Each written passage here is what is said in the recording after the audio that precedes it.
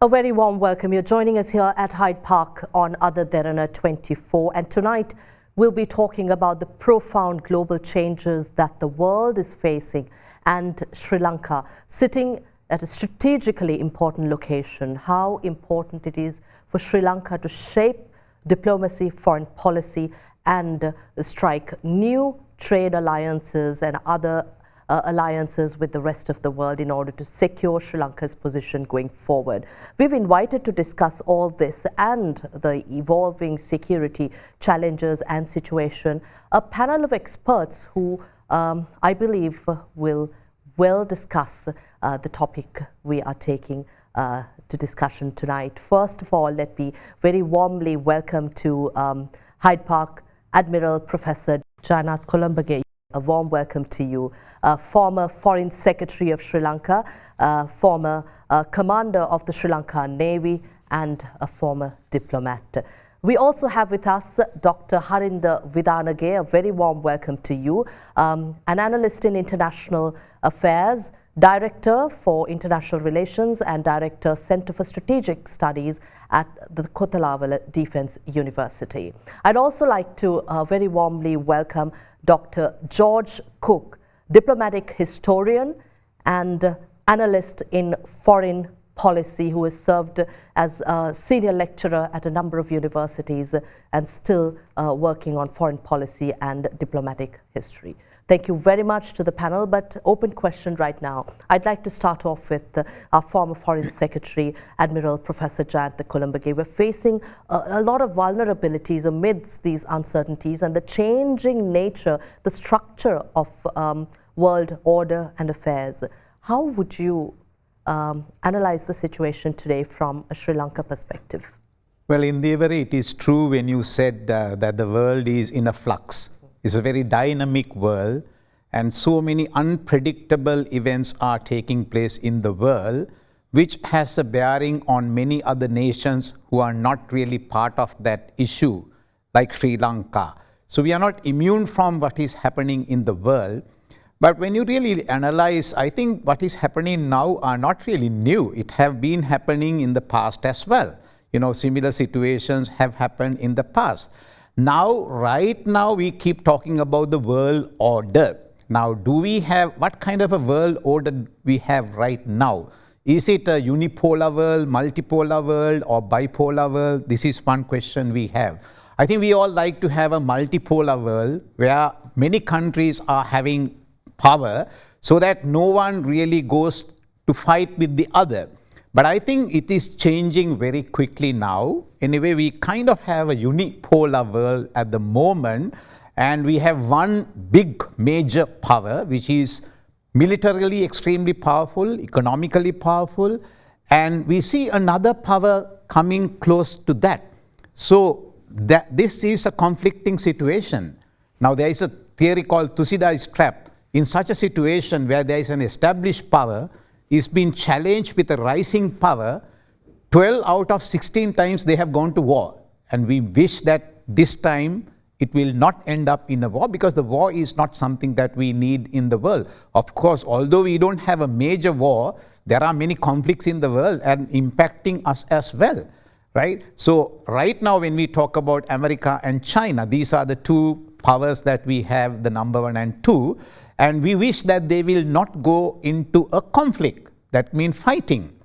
We believe that the world has enough space for these two countries and the others like Sri Lanka.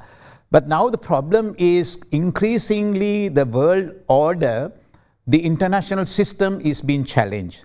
International rules are being challenged. Role of multinational institutions or international institutions like United Nations is being challenged.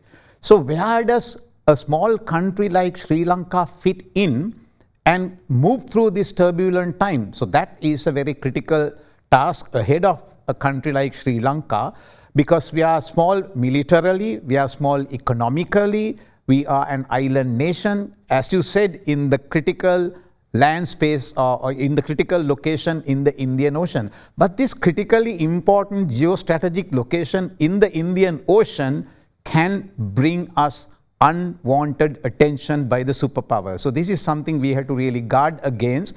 So I'll stop here at this moment and we continue the discussion. Yes, I'd like to discuss further about how Sri Lanka must face and prepare to face any unwarranted attention that Sri Lanka might attract. Moving on to Dr. Vidanage, how would you describe the current global structure? Are we moving towards a multipolar world, or is power still concentrated among a few select global powers? Well, I think, so see, we look at the world in the way it is, the construction of world politics and analysis is based on who has power and who has not. So the traditional one has been this horizontal analysis, whether there is a unipolar moment, which means whether it's a single power which is dominating everything, which we normally use the term hegemon. Or whether it's a bipolar world, whether it is the world is oscillating between two major powers. And then the third is this so-called multipolar world. So, there is a big debate. I don't think we can get into that, because there are so many analysts saying we are at different levels of this polarity.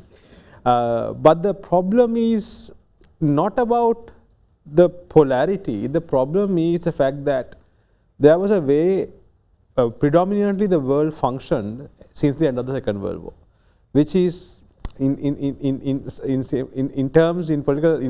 relations terms, this was called the international world order, or what we call the liberal world order, or what now since I think this new term, that it's not new, but it came out in the last 2 decades, what we call the rules-based order.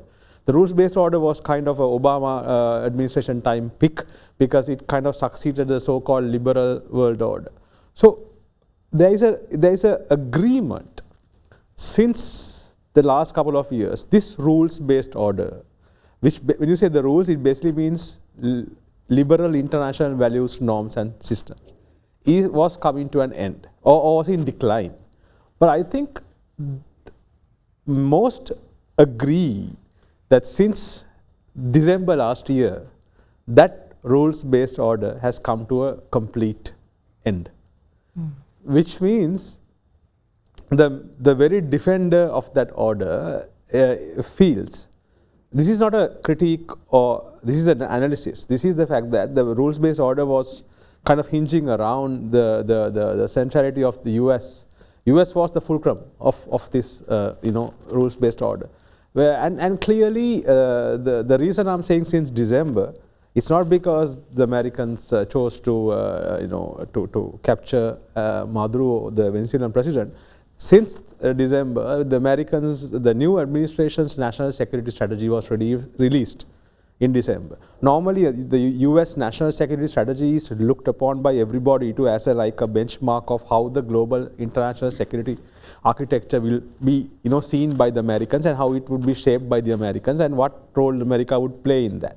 And then the agenda setting takes place in the rest of the world. And secondly, a few days back, the Americans also released based on the national security strategy of the United States, they released the national defense strategy of the United States this year. So both clearly denote a major deviation from the very principles, foundations that America thought would serve it better, which was by defending the rules-based order. So both these argue the Americans have not gained, rather they have lost, because they have put so much of faith on this rules-based order, and their own national interest has been kind of compromised. So from that standpoint, the US has decided to go about global security, global governance in the manner which they say will benefit the US most, and tax less American taxpayers and put less American resources at stake. And so this has opened up what people call that's why people are saying a world in disarray, world asray, the crisis of global order. All of this has come because there is a classic, we were thinking this, we were all anticipating this is in decline and it will happen, but it has happened. So we are having today's conversation in that context. So I think our conversation can look at, how things are panning out. Though when I say this has ended, it doesn't mean everybody accepts that, but they accept that Americans have stepped out of it.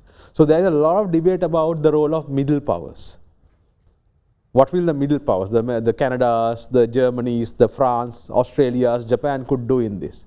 Because they have clearly said, we are still sticking to the rules-based order, and they are willing to put their a contribution to that.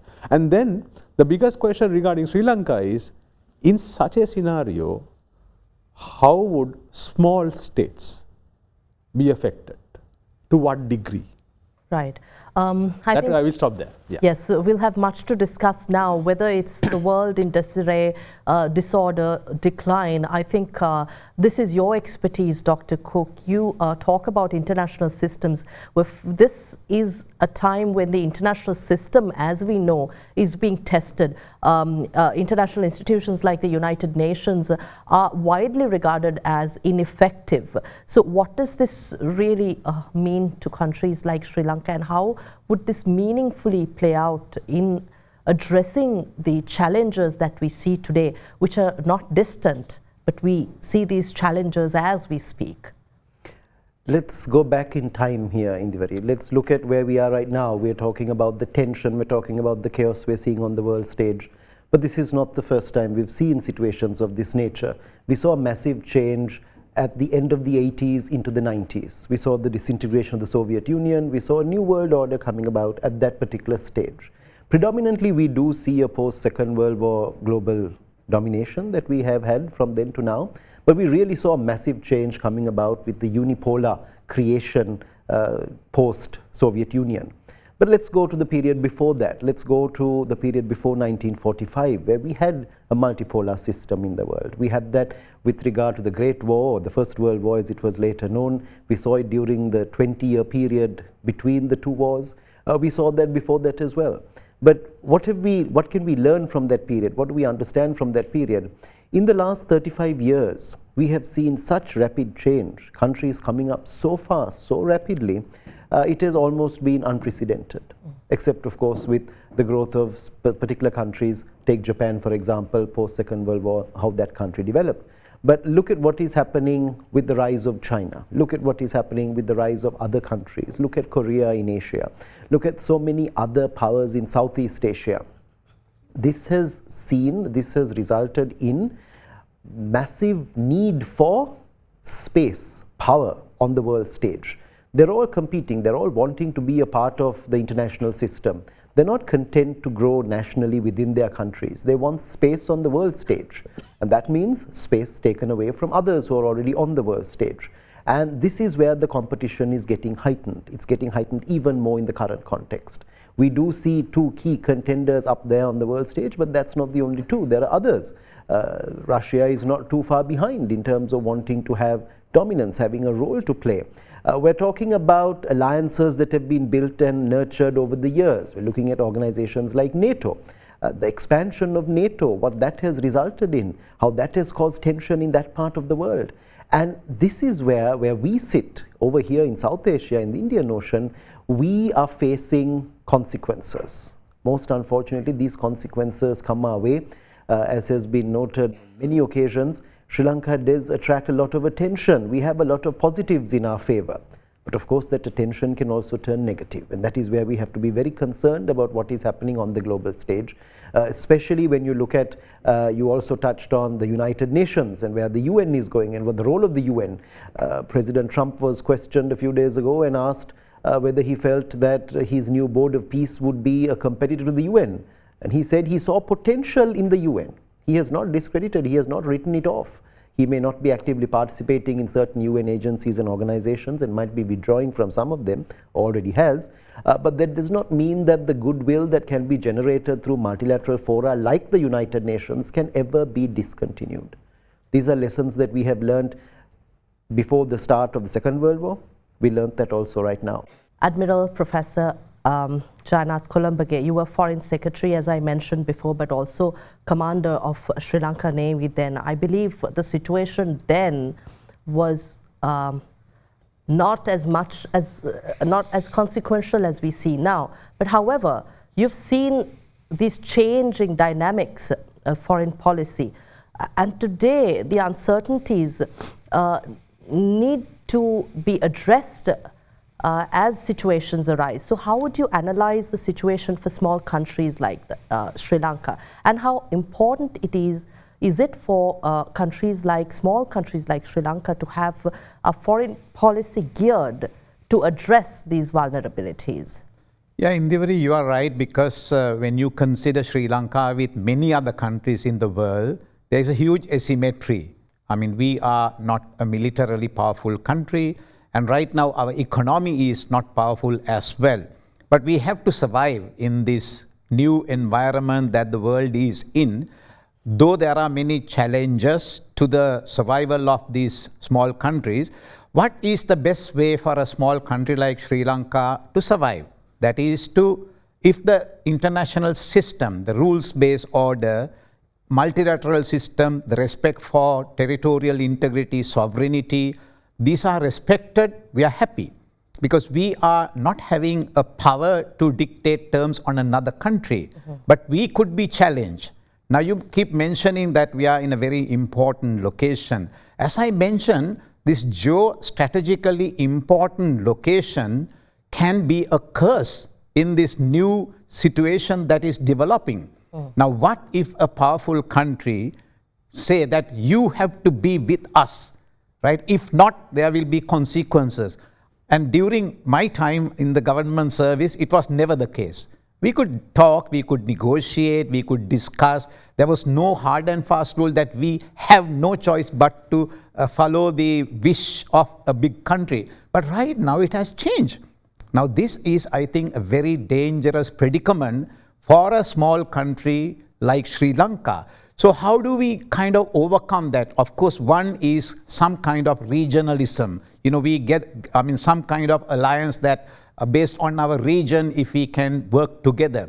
Now, when you look at the world today, we still see a clear difference between the global north and the global south, right? But now, even the global north is not having a unified voice.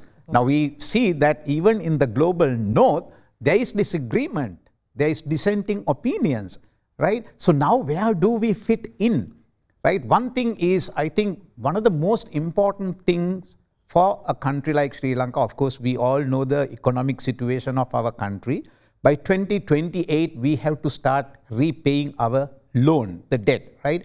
And by that time, we should have at least 14 billion US dollar foreign reserve. Right now, we have about 6 billion foreign reserve. How, from 2026 to 2028, we move that bigger amount? So this should be our priority for our country. Now, many countries we see, they want to make their country great again. So I think we right now need an approach, I like to call it Sri Lanka first, right? We have to have our own interests, our own situation in mind, and work with the long-term strategy, how best we can start repay our loans, how best we can come out of this economic downfall we have had from like 2022, how do we overcome this? I think that should be our main concern right now. We cannot do much to balance this world order that is being created right now. To add to that, how important is India in this equation? Well, you know, if you take the Indian Ocean, India is the major, fastest growing economy in the world for that matter. Right now they are in the 4th position, and soon, within 2-3 years, 2030, they would be the number 3 economy in the world. And size is big, biggest military, biggest economy, nearly 1.45 billion people, and in that about 600 million middle class, the young people. So I think there is no question that Sri Lanka should benefit from Indian economic development, number one. Then on the security aspect, India is very worried, very concerned about their security because they have porous land borders, quite not very friendly land borders. Now we are lucky, we are an island nation. But when you look at India's national security from the ocean, that is maritime, and the air, inevitably Sri Lanka is part of that. You know, for a ship to go from Sri Lankan waters to Indian waters take less than half an hour. For an aircraft, less than 2 minutes. That means we are pretty much engulf in their security. That is why the former National Security Advisor, Mr. Shivashankar Menon, mentioned Sri Lanka is an aircraft carrier parked 14 miles away from South India. That means if someone come here to be a threat to India, that is going to be a serious consideration. So as far as India's strategic security concern, we should not be a concern to them. So we have how best we balance the economic engagement and the military, the national security engagement will determine our future. Having said that, we cannot only deal with India for economic benefit. We need to work with USA, EU, China, Japan, everyone. So I think we are in a good position right now to make Sri Lanka first again. And while navigating these global power shifts and global challenges, I think, Harinda, you mentioned about the role of middle powers. I think Admiral Colombage spoke about India's close proximity and importance to a small state and close neighbor as Sri Lanka. So how do you think internal political changes within a country like ours affects policies of Sri Lanka, the international relations on a global stage, and how do you think we can really settle the difficulties that we faced so far? You're asking about the domestic challenges, but also being mindful of our international relations given India's proximity. You spoke about the role of middle powers, yes. and they are also close allies of Sri Lanka, but how do we work in such a way where Sri Lanka does not alienate these countries? Yeah, so what has happened now, if you look at the conversation, is the fact that there are a lot of dimensions. One dimension to this whole shifting of global power is also kind of organic in a way, because most of the so-called middle powers have found their footing. More the epicenter is weakening. There is, as earlier said by both the speakers, there is a space for maneuverability.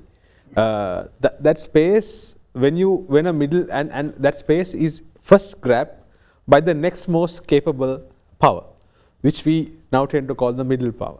So how do you do that? I mean, it's not like simple arithmetic. It happens with many dimensions, but the fact is that these middle powers gain something what we call gain and aspire to be strategically autonomous.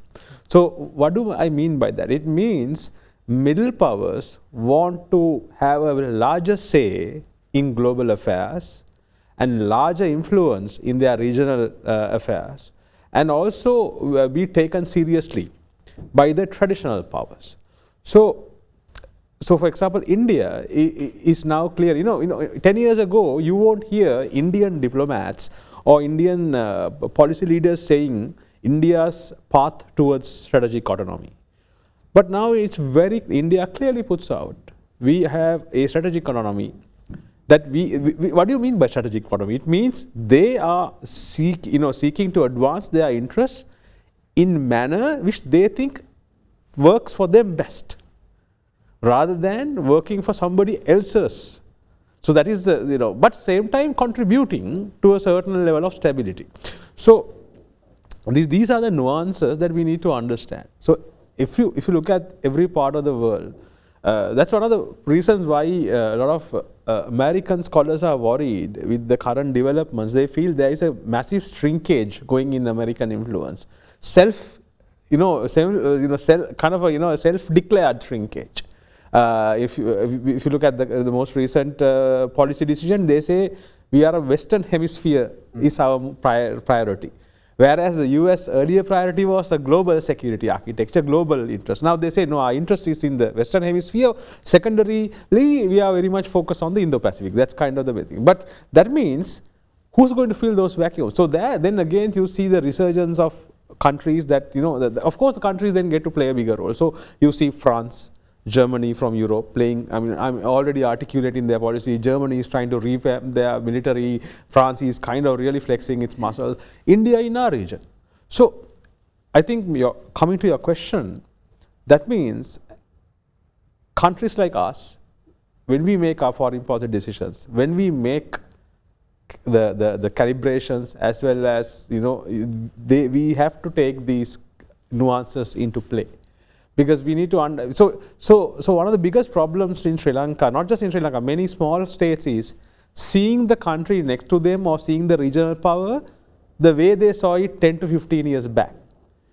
Because you have to be time and space conscious when you deal with. So the India we saw 10 years ago, 15 years ago is not the India we are dealing with now. So does this mean traditional diplomacy compared to military strength, the power, economic influence is no longer relevant? No, I think it's the diplomatic sophistication that is required, right? So if we thought being, for example, strategically ambiguous worked for us 15 years ago, we might have to think differently in a way. You know, what do you mean by strategic ambiguity?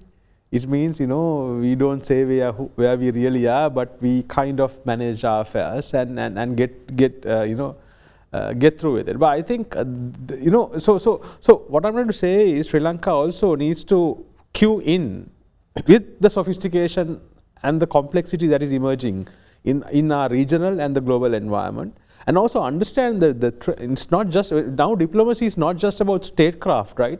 There is a geoeconomic trend to this, you know, supply chains, you know, the whole, you know, the world is interconnected, interdependent, while, so in these countries, while competing, also are in an interdependent situation. For example, the Americans had a huge ban on microprocessors being shipped to China. Then again, last year, they kind of went down and said, no, some processes can be shipped, because otherwise the American companies, businesses will fall out. So you have to understand nuances.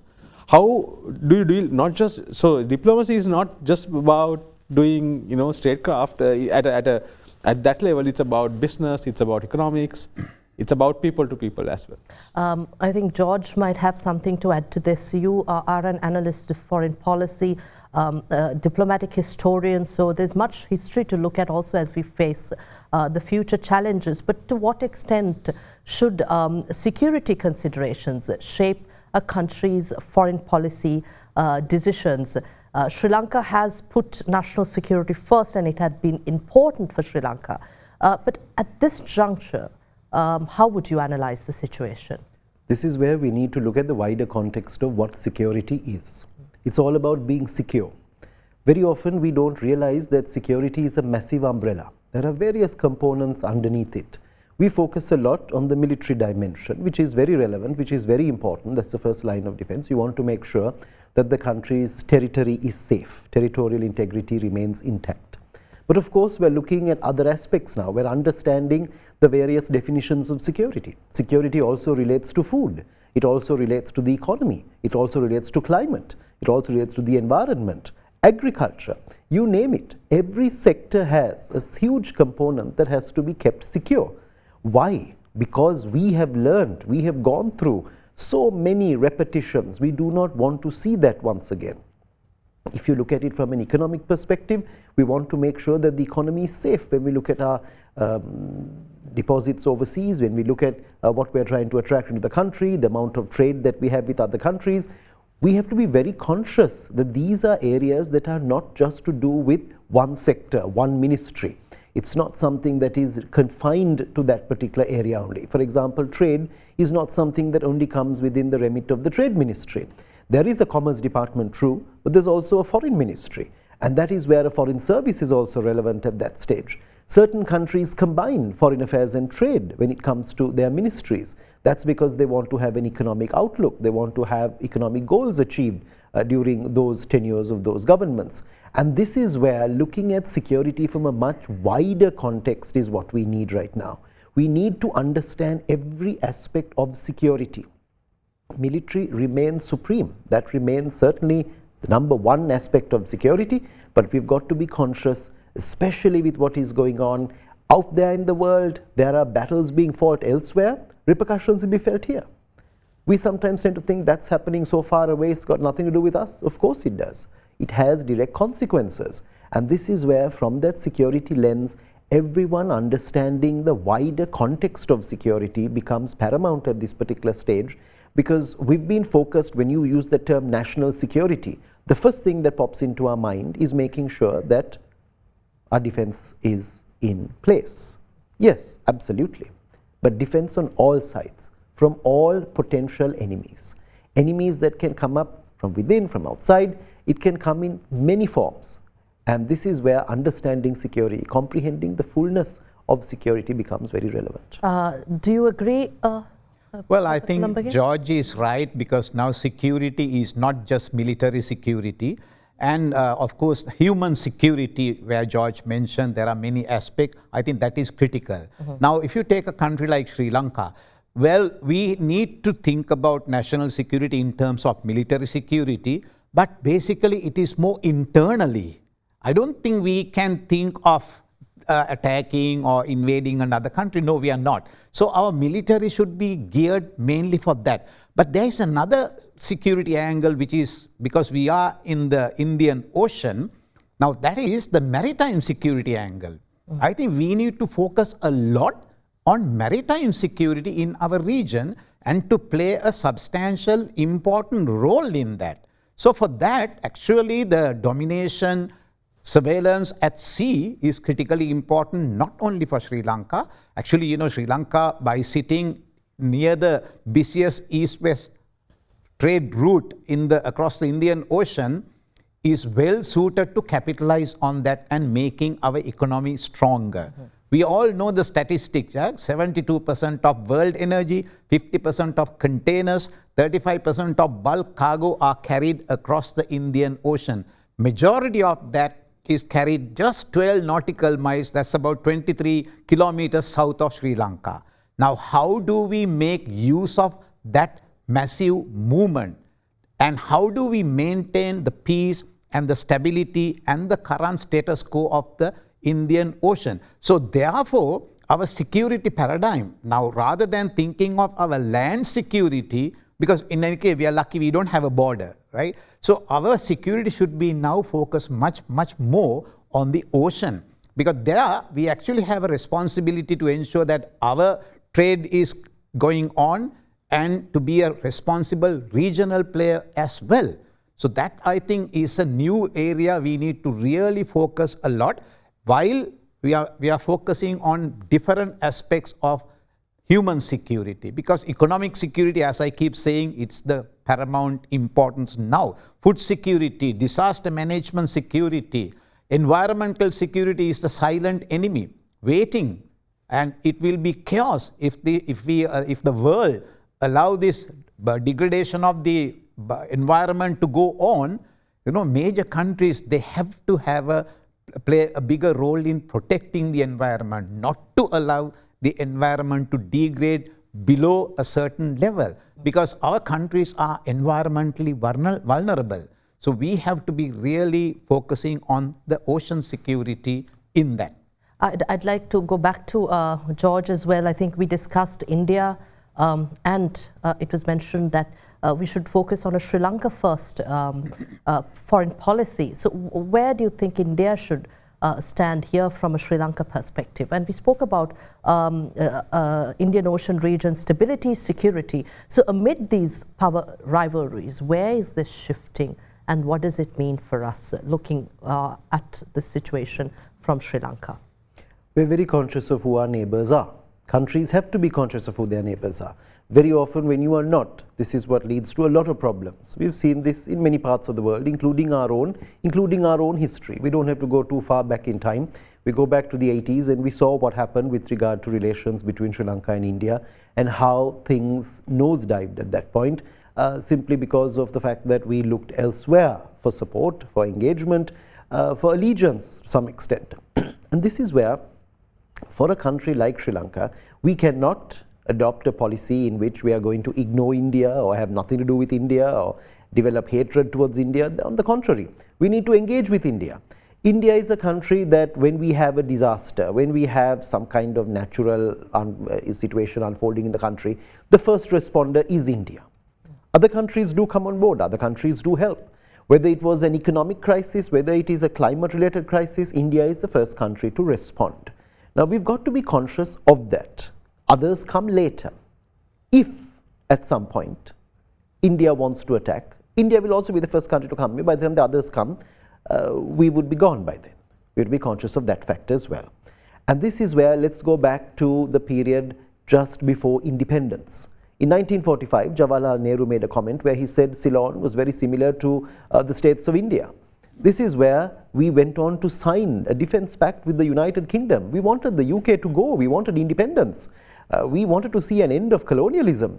But at that point, we did not want to see the British military leaving because we did not want to be left in the lurk.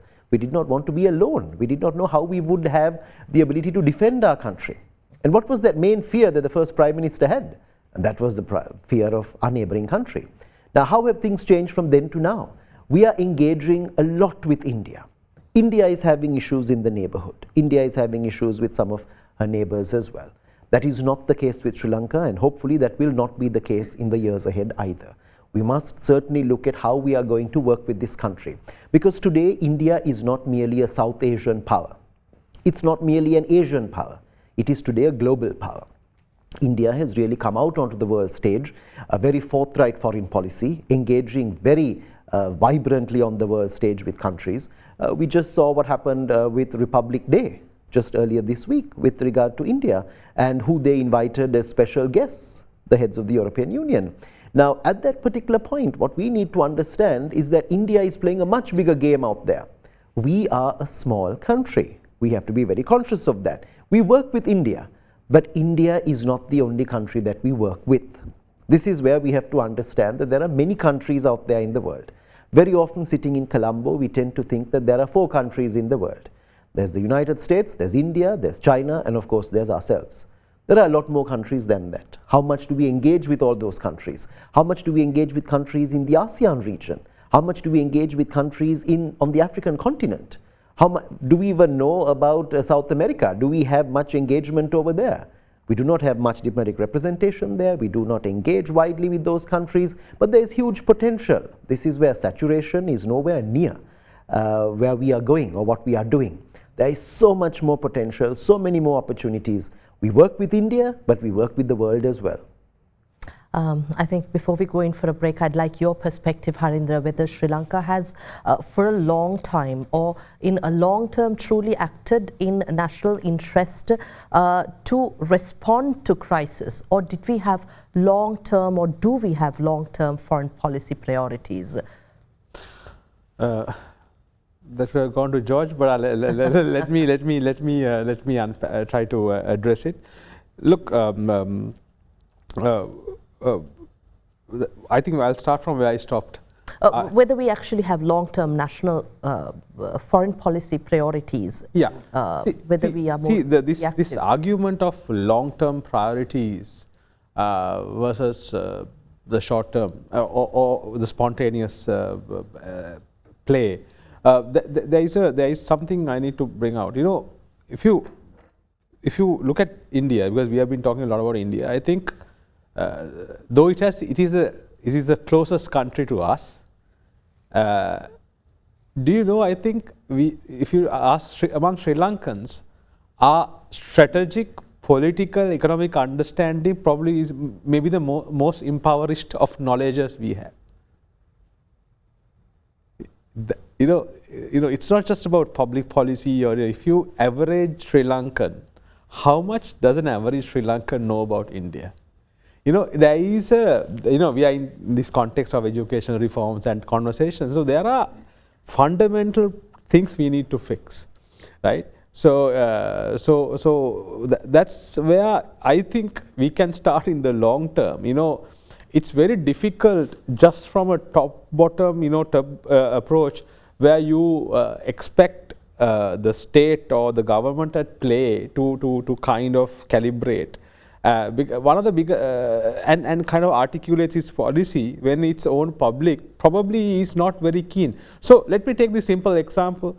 Sri Lankans are, we are in a rapid outward migration trend in the last few years. So people are very keen to leave. But if you ask Sri Lankans, what about reaching for prosperity by doing more connectivity with India? Do you see the same response? Everybody agrees to leave. How many agrees to connect? So, see, one of the fundamentals of being a maritime nation is kind of gaining the benefit. A maritime nation means a nation that thrives by looking beyond our borders at the sea and looking at connectivity. Maritime nations are not just points of, nodes of connectivity. Their strength is connection. So my whole point here, what I'm trying to raise in the Indeewari is the fact that when you talk about our foreign policy, our long-term thinking, I think there are certain cultural changes we need. Not very technical ones, but cultural. How we look at the world, how we look at the region, how we understand ourselves, who we are. I think we really need to bring the idea of Sri Lanka back. Or there has never been an idea of Sri Lanka. I always juxtapose this. There's this concept called idea of India. In 1997, there's a nice non-fiction written by Sunil Kilnani, a professor of India, saying how India was shaped. Such a multicultural, multiracial, multireligious society, the only way India's Indianness came was through modern politics. How political, the polity of India is very modern. And it was shaped. Otherwise, it could not contain all this diversity. Nobody can do it. So it is this political container. That is the political decision making. So as Sri Lanka's polity, which is much smaller, we really need to start political shaping of our country in a ways by, inculcating a culture which provides this insight, and then also making policy decisions, and start with, you asked me about a foreign policy, but, where are the fundamentals of Sri Lankan foreign policy? Can you as a journalist, go to the internet and find Sri Lanka's foreign policy? Can you find the basic pillars of Sri Lanka's foreign policy? If you go to, if you even take Seychelles, George was talking about Africa, the boom of Africa. You go to Seychelles, you Google Seychelles foreign policy, you get 6 fundamentals of Seychelles foreign policy. You go to Kenya, Kenya's fundamentals of foreign policy.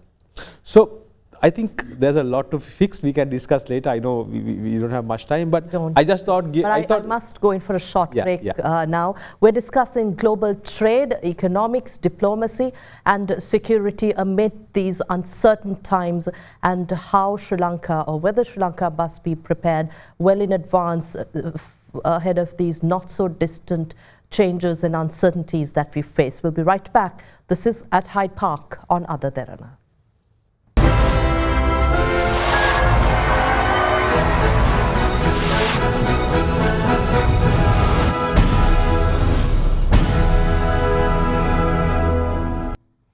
Welcome back. We're talking about the world order, Sri Lanka amid these vulnerabilities and uncertainties, and how foreign policy and national priorities should be directed to face the ongoing situation globally. I'd like to talk about world trade and new alliances that Sri Lanka must strike, but I think we spoke much about India. Have we forgotten about China? While India is Sri Lanka's closest neighbor, first to come to Sri Lanka's aid in distress, China has been Sri Lanka's long-term development partner too. So, open question to the panel: where does China stand in Sri Lanka's strategic decision-making going forward? Well, Indeewari, China is a major player in the world game today, world scenario. Of course, we know China is the number 2 economy, tipped to be the number 1 economy in few years' time, and growing in every aspect, militarily, technologically, artificial intelligence, cyber capabilities. So therefore, China is not a small player. And as you said, China has been a friend to Sri Lanka for a very long time, way back to 1950s in the current context. Even before that, we have been dealing with China. And also, we cannot forget the fact that the 30-year civil conflict we had, how China helped Sri Lanka to win that. So that is something that we must never forget. And also, in the South Asia especially, the connectivity among our region is at a very, very low level, and whole of Indian Ocean for that matter. And one of the main reasons is we did not, or we do not have quality maritime related infrastructure. The only strategic infrastructure initiative across the Indian Ocean is the China's Belt and Road Initiative. All the other strategic initiatives are security focused, strategic focus, whereas the BRI is actually economic progress. So we need, of course, we are a member of BRI, we have been benefited from it, and I think we need to continue to engage with China, because China has high technology, manufacturing, artificial intelligence, so many things we can obtain, and I think China is willing to give us that. And I think the biggest challenge for Sri Lanka is how do we balance our strategic security with India, and then how do we engage with other countries like China economically more? Because we, as I said, we need to now think Sri Lanka first.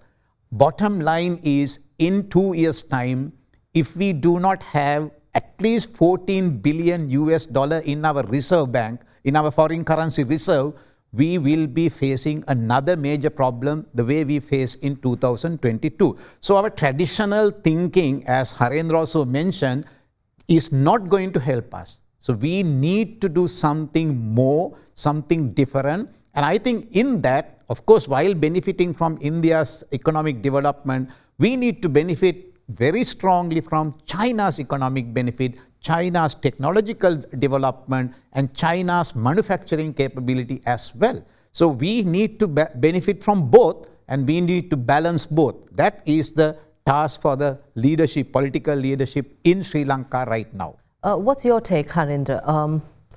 Maybe I'll first go to George on this. How do we not compromise national security and regional stability when it comes to the question of China? We need to engage with China. There's absolutely no doubt about that. We've been doing it in a very conscientious manner since the Rubberized Pact. We can go back in time and find earlier connections between the two countries as well. But of course, in a very conscious manner, we've seen trade laying that foundation in the post-independence period. Now, from then to 57 diplomatic relations, we've seen visits, we've seen engagement, we've seen it growing. Now, there's a lot to learn from that country, and that is in terms of strategy, in terms of strategizing and how they strategize in absolutely every sector. There is a rationale for almost everything that China is doing out there, especially with regard to us, certainly on the global stage, and that has seen them rising in the last 40 years. As a global power, from what they were at the end of the 70s to where they are right now. In that period with Deng, after that with the consecutive leaders that have come about, and of course under the Xi Jinping presidency right now. But what have we also got to be very conscious of? There's no such thing as a free lunch. There's a certain degree of altruism, certain degree of support, kindness, sympathy out there, but everyone wants something. And this is where we've got to know what we want.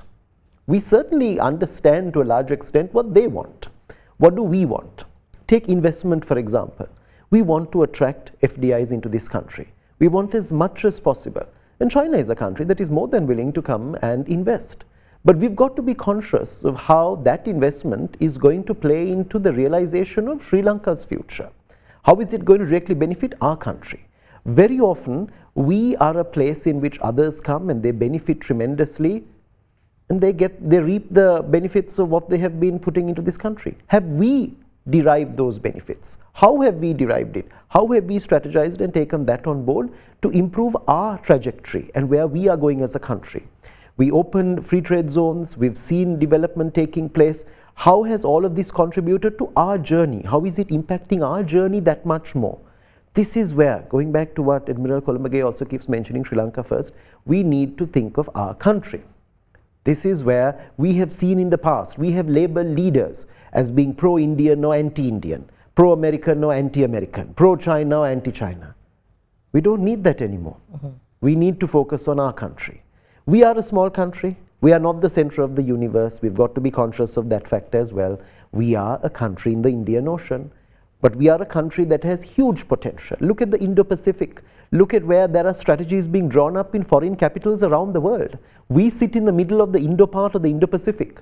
What is our Indo-Pacific strategy? How are we dealing with this part of the world? We don't have such a strategy. So this is where other countries know what they want to do, not only with us, or our resources or our location. They also know how they want to work with us, how they want to continue this tradition with us. Go back about 9 years ago, the Chinese embassy in Colombo organized a very interesting event where they brought together academics and media. And on that occasion, the banner at the back said, "Realizing the Sri Lankan dream." Now, we don't quite have a Sri Lankan dream now, do we? At that point, we wonder whether the Chinese are dreaming for us also. Now, that's where you're allowing other countries to do whatever they want to do. So we need to dream. We need to vision where we want to go. We need that envisioning process is so vital for us to understand what we want, because these are critical partners. These are partners who will help us. These are partners who will help us realize those dreams. And this is where we need to go in that direction of strategizing, especially working with a country like China. Harinda, you might have something to add on the question of China, and we've also been talking about Japan and other important allies to Sri Lanka. How do we avoid major foreign policy mistakes when we talk about our traditional allies and major powers? I think taking a cue from this idea of strategy, I think when it comes to countries, irrespective of our views of that country, it is the strategic interest of Sri Lanka, as everybody emphasized, that comes first. So that is why, I mean, see, China's growth has, been responded in many ways. 8 years back, first Donald Trump national security strategy and policy towards China was, US identified China as an ultimate challenger, right? The same person who wrote that, who is now the Undersecretary of War in the second time of Trump administration, who wrote the current policy decision, made a speech 2 days ago in Korea and said, the US is not interested in humiliating China. It is not interested in disregarding China or strangulating China. We want China to do well. The only thing we don't want is to China to dominate single-handedly, and we want to work with China. So even the American, the so-called Thucydides trap mentality also has shifted a bit from even in the Americans' mind. So it means they also want to engage. And then there is this second layer of thinking, which China is, I think, what we didn't bring out here. China is the world's largest electro-state. There's a new conversation. While the Americans are pursuing fossil fuel, they are called the petro-state policy. In simple scientific terms, when you pursue molecules versus electrons. So the Chinese have mastered the energy transition of the 21st century. The Chinese have managed, that is because they have harnessed the critical minerals, they have harnessed technologies around energy storage. That is China's best achievement, which the world is using to its benefit. That's, I think, for us, if you're reading foreign policy, we should look at China from all these new dimensions, where even the Americans have seen China as an electro-state ahead of America's petro-state. Number two, same time, while we are engaging with China in that way, we also have to understand mono-national investments in Sri Lanka within the security perimeter of India, as what Admiral brought out, in the context of what George said about our strategic priority. 20 years ahead, if there is a conflict in this region, the way it is going, right? What's happening in the Middle East? Whose target, if Americans hit Iran, who will Iran first hit?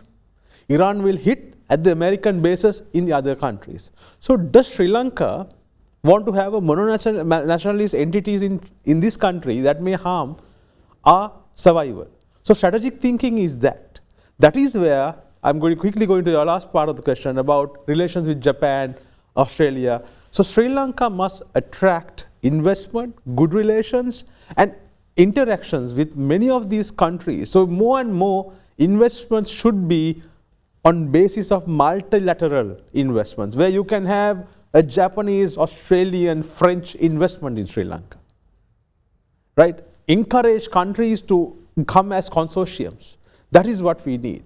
One of the blunders we have made is trying to go mononational, right? Which has long-term strategic implications.